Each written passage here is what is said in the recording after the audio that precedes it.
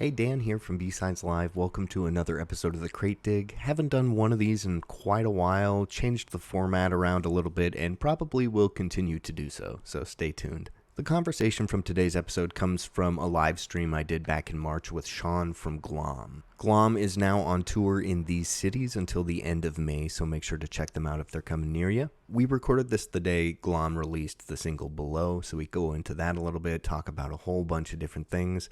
And then discuss an album that he picked from my collection. So let's just dive into it right now. Wanted to dive into a couple questions before we really get started. Some of the important stuff. What's your cat's name?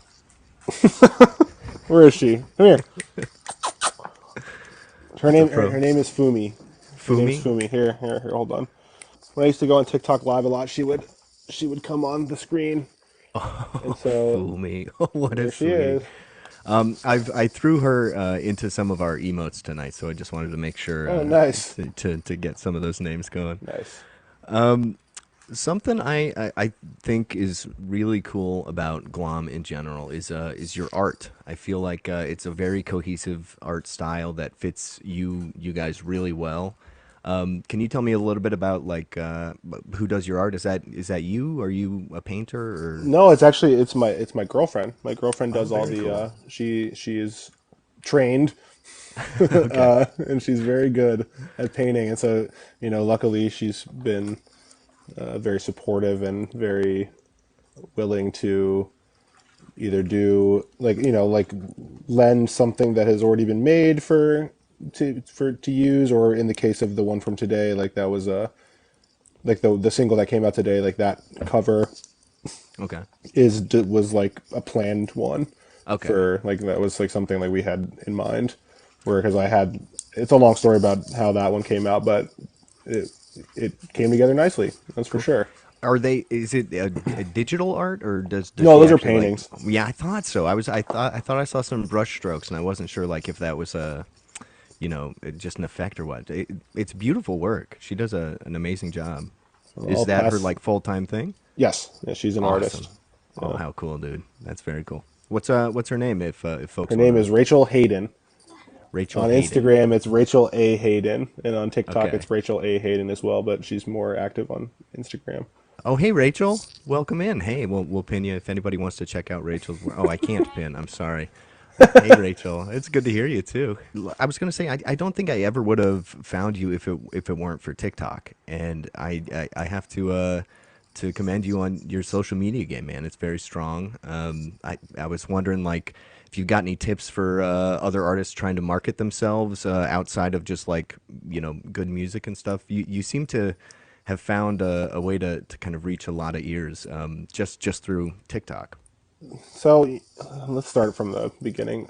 When we started the band, I feel like it was right at the beginning of when social media didn't have the weight that it did when we started the band, like 2017, 2018. Like it was not as big of a thing from like a corporate perspective. Like Okay. it was like kind of unheard of. I mean, like if everyone, most people remember this, it was like unheard of that brands were like starting to do ads on there. It was like Yeah. crazy.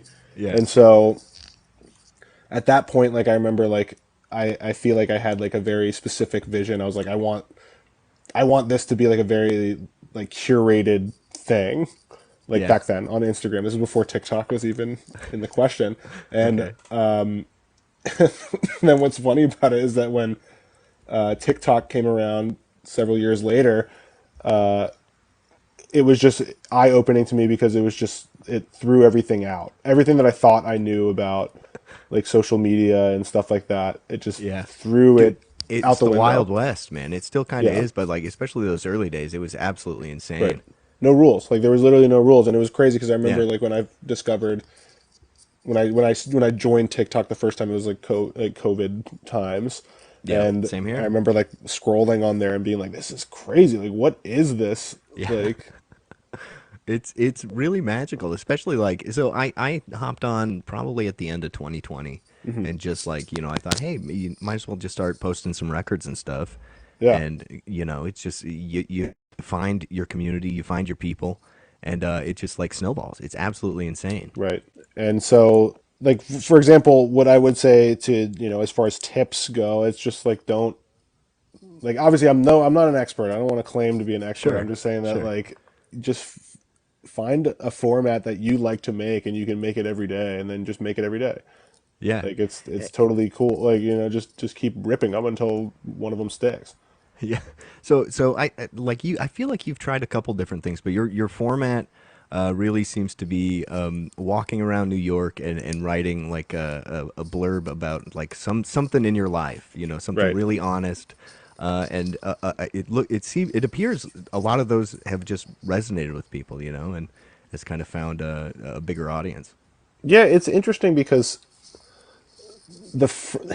what's so ironic about it is that the first video that I ever had go big on TikTok was that exact format, and this was in 2021.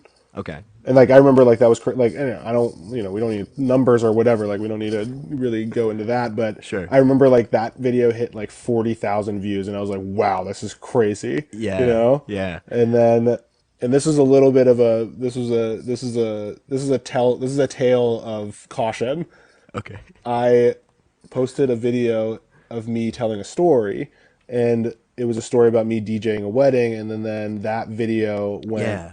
like viral. Like it's at like 18 million views still, That's nuts, dude. and it Wow, I keeps didn't realize going it was every that day. huge. It's still going. But the thing that's like kind of interesting about it is that like brought a whole different set of eyes to the page that are not into the music, Yeah. which is interesting. Yeah, and And you've done something really smart. Is you know if it's not a video where you're talking, you throw in clips of your music, and so like even without realizing it, I was listening to you without like actively listening to you. So I feel like I got to know your music just through like short little clips and stuff. Especially the single that we're gonna get to in a few minutes here. well, I mean, hey, I appreciate it. Yeah, it's That's sneaky, the man. that's the that's the. I'm not trying to be sneaky. Well, I know No, it I is. know, It I is know. it is being Everything's sneaky. sneaky with It social is media these being days. sneaky, which is fine. Yeah, People, it's funny because it's I did smart. an interview with someone at someone that was on, like a radio show in New Hampshire like the other day, Okay. and the guy brought that up because he was like, "What's crazy about it is that like the thing I love about your Instagram videos." And FYI, I'm hesitant about doing that almost every day. Like I get like a little jittery. Really? Yeah, I mean, like I don't know, like I don't want to be like an over poster, but at the same time, it doesn't really matter. But It all kind of disappears pretty quick. Like that's the thing I've noticed about posting to TikTok is I felt the same way. And there were days where I'd be posting like maybe 5 things a day, and I'm like, this is too much. But it just doesn't really affect people because it right, all comes into someone's feed at different points. Like even videos you've posted years ago yeah, might yeah, pop up into somebody's feed. Today it's crazy. yeah. It is crazy where that algorithm Yeah, I we don't know know where it's going. it's pretty But it's sketchy. funny, the guy on the radio show was like, I think I really appreciate your videos purely because when I see you walking in New York and you have like that clip of, or like that like little blurb of stuff that's on like over top of your head, Hmm. like I'm like looking around and like trying to see where you are in New York, and then I read the Yeah, story and I'm like, and I appreciate the story because like your experience is pretty similar to stuff that I've experienced. And I was just like, it's pretty funny that you like really like dove into it. You're like looking into the background. Like the guy was like, oh, it's crazy that you were like walking on Bowery. Like I haven't seen Bowery in like 20 years. And I was like, oh that's yeah, it's crazy. that's crazy, dude. It's funny. It's funny to think of it that way. Like I never thought of it that way. I just thought of it as pure like meme format. But Yeah, yeah. It's amazing what people kind of pull from what you post to. It's crazy. But actually, on New York, how long have you been in New York? Are you from there? so my girlfriend and I moved here. This is kind of funny. My girlfriend and I moved here on February 29th, 2020. And then Oh the boy. city closed down. But granted, before then, we were, I was coming up here a lot to play, like, because we had the band. The band was going here for a while before I even moved here. Sure. And so I would say, all in all, like, lived here 4 years, was coming up and crashing slash commuting here for like 4 years before that. Okay. Okay. So So you were with the band uh, even before? yes, Oh, yeah, wow. yeah. How Like when we interesting. started the band, it was like the guy that I started the band with, like he lived here, and then the rest of the band lived here as well, and I was the only one that didn't. And then Wow. you Wow. know, That's a bit of a commute. it was definitely a commute, but from Baltimore. Like this is the thing. I Oh, think okay. what's interesting about the East Coast specifically is that on a good day, like that commute from Baltimore to New York is literally only like 3 hours, Oh, but on yeah. a bad day, it's like 8 hours, and so it And is it's just kind of kind hit of or miss. interesting. It's definitely Yeah. hit or miss, but it's not as bad as you'd think, you know. Okay. Well, now that you've been in New York for a bit, has that kind of changed how you write music? I know, like, New York's a crazy city for music, and like there have been so many artists over the years that have come out of there that like have just gone crazy. So I'm just wondering, like, has it affected the way you write songs, or like has it affected the way you approach music in a different way? When I lived in Baltimore slash Maryland, I was a lit. It's a weird thing to say. I was a little bit more inspired from a songwriting sense, purely Okay. because there were less shows going on there, like at any given day, Okay. that anytime a show did happen in Baltimore, like, and I would go, like, I would see a band that was like from Chicago or from like the South or whatever, and then you'd see them play, and then you'd be like, oh, this is like underground and like something like pretty like cutting edge, and that was more that was pretty influential to me versus in New York where I have to try to find myself. I like try to avoid going to shows more now because like I feel like I'll It's subconsciously just rip nonstop. stuff off. Yeah, Oh, exactly. interesting. Okay. Like I feel like I'm more hesitant to do it purely because Interesting. like I don't know, every time I go out and see a show, like I feel like I've found myself noodling on the guitar like 2 days later, and it's something that I was from the show that I saw. That you've just like picked up through osmosis, pretty much. Yeah, and I want to Wow. avoid that as much as possible. I get it, But man. I get it. so in a sense, I would I say feel I feel just like it's the same thing with stand up too, right, Yeah. definitely. You can pick up jokes pretty easily.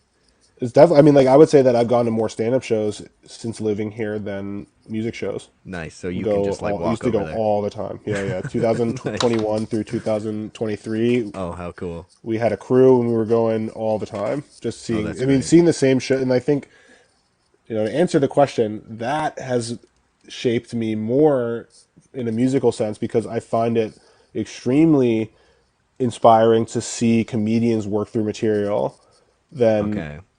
not. I mean, not to say that musicians don't work through the same Well, things. It's just sure. it's really funny, like seeing, like for example, do you know the comedian Connor O'Malley? Yeah. Yeah, for sure. Okay, so there was a streak where I had seen him and this guy Joe Pera. Joe Perra's great. We love Yeah, Joe here. oh, we love Joe. We love Yeah. Joe. But we saw him like every week for like Amazing. it was like July to through September. We saw him like a decent amount of times, and then seeing them work through their jokes and then watching their specials at the end of that year. It was just Yeah. like really crazy to see like oh like we saw that entire thing but You in saw how it separate. progressed. Exactly. How cool. How cool. And The I feel Connor O'Malley like thing was interesting though because I ended up accidentally seeing his real special 3 times or 2 or 3 times, and then okay. so like by the time I realized what it was, I was like, oh man, like, I can't do this anymore because I already know Oh, like where the jokes are. But that gotcha. was Gotcha. another. Too But yeah, funny. that's watching them do that is very inspiring. I feel like there's a really like strong connection between musicians and comedians. I hear like musicians kind of seek out comedy and comedians seek out music for that reason alone. I think. Well, not alone, but I feel like that's a big part of it. Oh, definitely, definitely. I mean, And you got a shout out on Bill Burr's podcast, right? that was a huge surprise. How did And like what's up with that? well, what's interesting about it is that so the comedian, the guy Gavin, I had never met him before, but he had reached out a couple times on Instagram and stuff, or like Instagram and TikTok and stuff. And then he just shouted it out of the blue, and I was like, "Dude, that's crazy!" Like, and then he told me he's like, "I've been to a couple of your shows, like I just never like said anything," and I was like, "That's so like you should have What? said something, yeah, that's chill, you know." But yeah, that's like it was a crazy thing, and like someone that morning, someone reached out It was like, hey, like I just heard someone just shouted out Glom on the Bill Burr Dude, podcast. how exciting that must have been. And it's like that there's still spillover from that. Like there's people that like reach out on like comment on YouTube videos and stuff like that. Like I found out about this band through Bill Burr, Oh my you god, know. that's amazing, dude. Also, I just love how Bill Burr like did not care. That's the Yeah, best yeah. part. He's like, oh yeah, yeah. All Hey, right. I mean, hey, respect. Hey, but You know? your name's been in his ears, so that's all that matters. You know. Yeah. It looks like I kind of scrolled through your page. You've opened for a lot of crazy acts. I saw Explosions in the Sky, White Reaper, Thievery Corporation. Any other people that you've opened for that have been like a really exciting thing for you? We opened for Block Party. No It was way. one of my favorite bands, and Oh my that was a god, really cool experience. that's so cool. Yeah, just one day, like the venue reached out, and they were like, "Hey, do you want to open for Block Party on May?" It's almost a year from a year ago. It was like Dude, May 18th or whatever, that is incredible. I bet and I that was was like, fun. "Yeah." Like no thinking about it. Like you had to, Yeah. like I had to just we moved some things around and then that was it. We went. Answer And first and figure things out later. Yeah. another good one that was not a direct support like slot, but we played the same like event was Alex G. That was really cool. Oh, really? Yeah, That's this was cool. right before he like really blew up in the mainstream, and it was also that show was crazy because it was Alex G was the headliner. Tiger's Jaw played it too, Really? and then that band Glitterer. I'm I not don't know if familiar with them. Glitterer is the spin-off band of Title Fight, one of the guys Okay, from Title okay. Fight. And then yeah, that was like a crazy show just because of that. Like, well, and also that show was crazy because nobody knew that Alex G was actually going to be there. Oh, Like cool. So it my was like a friend who booked, surprise. yeah, exactly. Like my friend who booked the show was like, "Hey, do you like Alex G?" This was like a week before, and I was like, "Yeah, I Yeah. like Alex G." Like I wasn't like really into him at that point, but then Oh, that's cool. he was like, I think he's gonna headline the show, but you can't tell anyone about it. And then I told the band, of course, That's and a they were like, secret to sit on. Oh, of well, they were like, course. don't Yeah. post it online. We played the show. He played his set. They like everyone left, and then like 3 days later, he was on Fallon. And then Really? Oh my exactly, like God. legitimately, like That's 3 days later. unbelievable, dude. I feel So like that kind of stuff happens all the time, and I'm sure we'll see you there one day too. hey, fingers crossed. Am I wrong? Yeah, yeah, we'll get there. Cactus said Glitterer's from his hometown, and Eric's saying that this is the second time he's heard of Glitterer in a week. And I feel like maybe Cactus was telling me about this last week. I'm not Glitter, sure. that was Glitter rocks. That was a great. It was an amazing show. I'd never All seen. I right. mean, I knew obviously like I knew of the band and I knew like the records, but like seeing the show was a crazy experience. I'm for sure it's on my list for sure now. All right, well let's just let's dive into your new single. Congrats on the release. It came out today. I'm gonna play it here. I've gone ahead and linked like a bunch of stuff in my bio. So your website's linked to my bio. Hell yeah. And the music video for below, and then a link to your merch. So if anybody wants to pick up some merch, please go check out Glom's Bandcamp here. So. All right. This song is called Below. Is there anything you might want to tell us what this is about, or like what went into writing this song? Well, I mean, the biggest thing is that I wrote this song when I was 29 years old. So I'm 31 now. Okay. I just was scared. Like I was scared about getting older, and like scared about society. I feel like when I was a kid, put a lot of pressure about on being in your 30s, and I just feel like I wasn't necessarily where I quote unquote should be in like my Oh, career and like stuff dude, like that, and so that's what this song's about. And I dude, like the song a lot. It's the first song that I wrote for this record. it's So fantastic. That's probably why it speaks so much to me. I'm in my 30s myself, and that there's a lot I could really connect with in these lyrics. So, all right, let's give Below a listen, and then we'll probably just dive into your first pick. But if you want to start thinking of some other bands or some other bands or albums that we can listen to, feel free to just think, and we'll cool. get going. This is Sean from Glom, and this is the new track that was released today called Below. Thanks for letting us share that here, man. It's I can't, like I said, you gave me a little sneak peek, and I'm loving what is about to come out, man. Like whenever I know you said you don't know when like the full album might be out, but boy, I'm really looking forward to whenever this is fully released, man. Well, It's a stellar album. I appreciate it. Definitely going to release one more single before we go on tour, but this Okay. is the first one of that. That that is what I was actually gonna bring up next. Is you're about to go on a big headlining tour, and you're gonna be here in Chicago, but you're hitting up a ton of places. Is there a band that's supporting you all along the way, or is No, it? it'll be different locals Okay, for every show. Truthfully, like a support tour got offered, and it was like a West Coast tour. It was had a lot of dates in all California, like Texas and stuff like that, and oh wow, it just didn't work. It didn't work out. okay, And so the alternative plan was to just try and do our own tour. yeah, And I think wow. that's what we did, and it's coming up, and it'll be a lot of fun, and I'm excited because we've never done something like this before. Is this so? This is your biggest thing tour that Yes, you've it's the okay, longest tour we've ever gone on. We've wow, done several, like I'd booked several, like shorter, like 3 to 6 day like okay. runs. This one is double the length, Yeah, so we'll see what happens. dude, it's crazy. So you're hitting up DC, Philly, Richmond, Charlotte, North Carolina, Atlanta, Nashville, Minneapolis, Chicago here, and I'll definitely be there, man. Oh yeah, Toronto, Boston, and ending it back home in New York. yep. Are there any places that like you're dying to see, or On those of those places, yeah? I want to go to. I really want to go see the Bean. Oh yeah, I don't know if that's what it's actually called, but yeah, it's called Cloudgate, but it's the Bean. Yeah, it'll be a good time because I think they're about to reopen it. It's been closed for repairs, believe it or not, for about a year. oh well. Hopefully, it opens up by the time we go on the I road. think it will be, man. I also really want to go see Prince's stuff.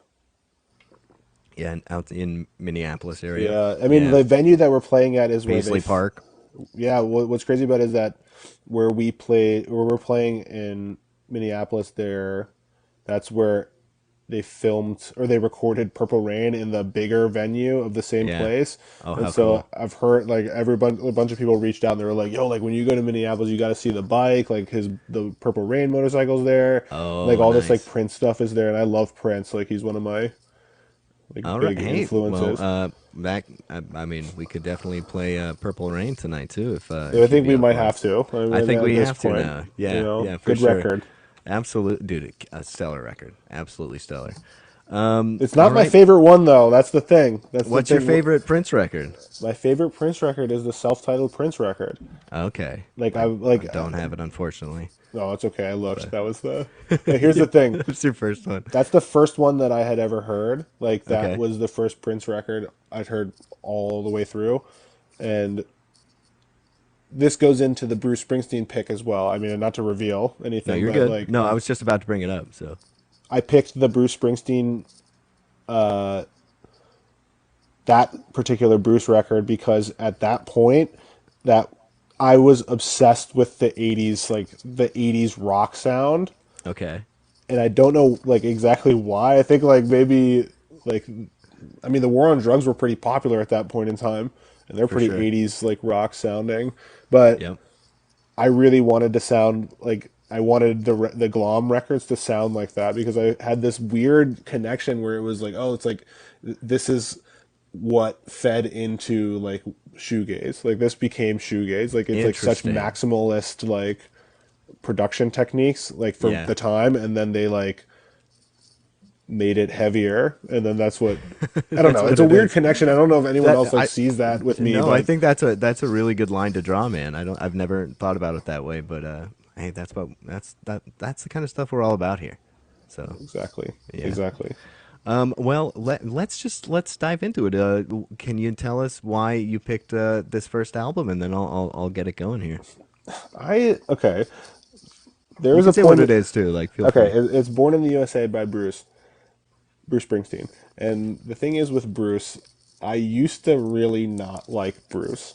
Okay. Like, because I grew up in a Beatles house. I mean, my dad doesn't not like Bruce Springsteen because Bruce is like a huge Beatles guy. So, like, Yeah, when you listen to Bruce music, it's pretty close to, for you can sure. hear the influences, right? Absolutely.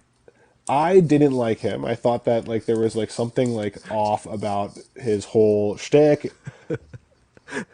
And then I read Well, his you're not from book. New Jersey, so Right, yeah. exactly. I read his book, and then I became obsessed with him. Like I thought that like I legitimately thought that I got it. Like everything like opened up, and I Interesting. was like, dude, What's the like book title?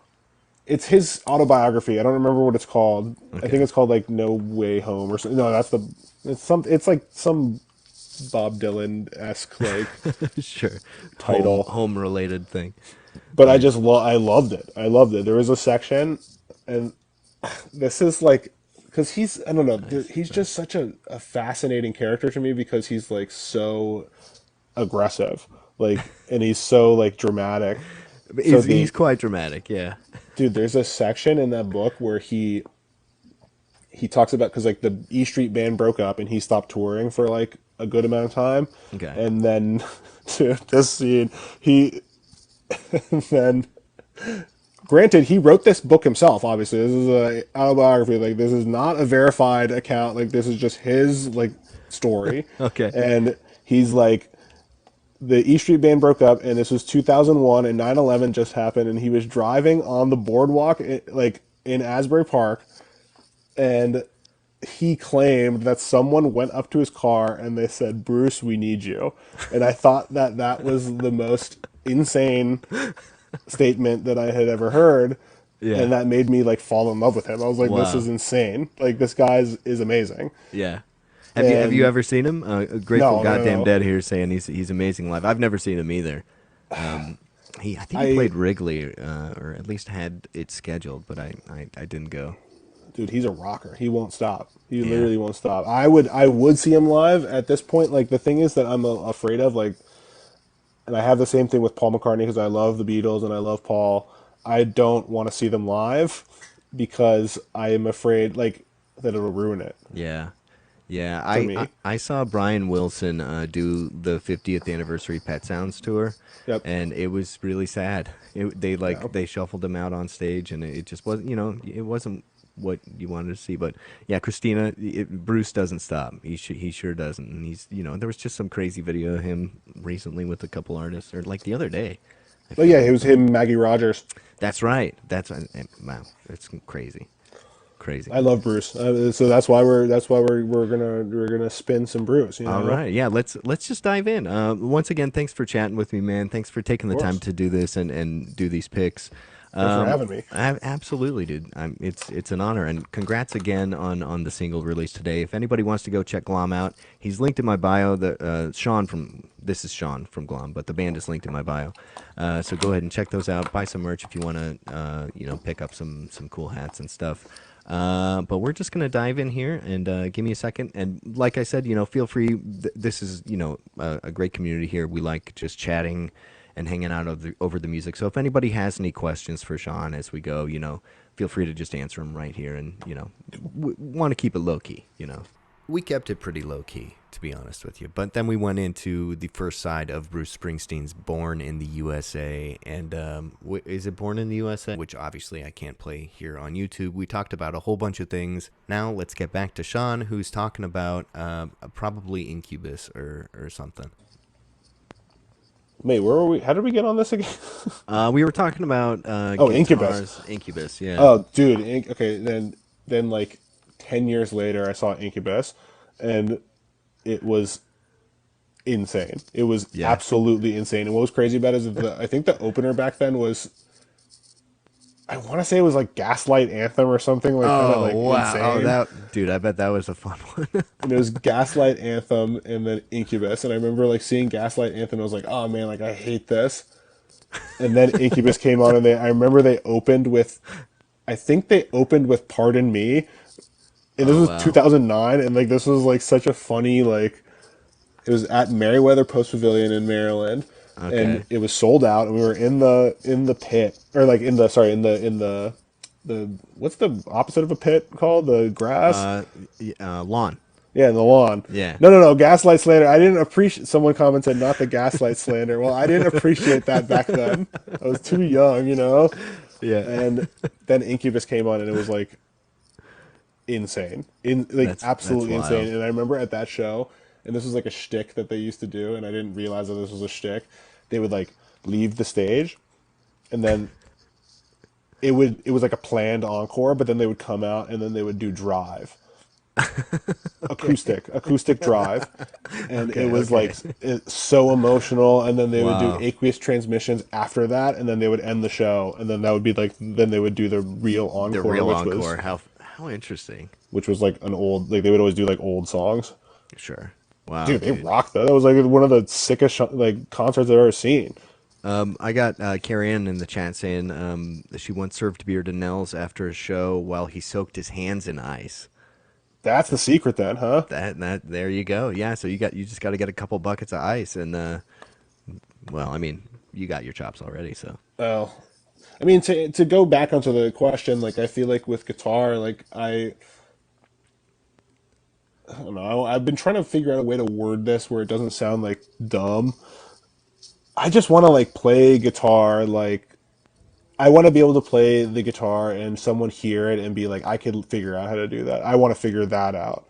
And Nice. I just want to like play guitar in a way that like inspires people to play guitar, because there's nothing, one of the most important things to me is playing guitar. And so if I can make someone want to play guitar, that's sick to me.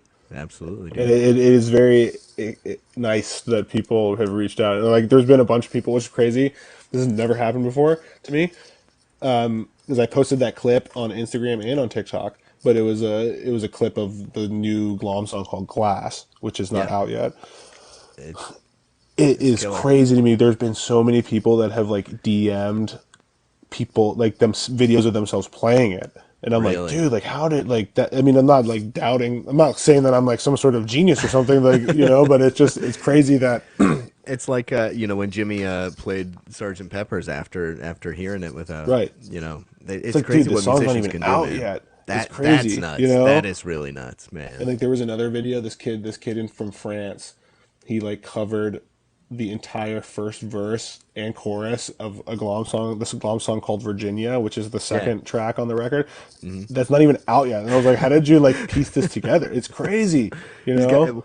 well, if you're not releasing them, people are gonna have to find their own ways to leak them. They're Right. just gonna pick it up themselves. Well, we're at the halfway point of this album. I'm gonna flip it. Did you?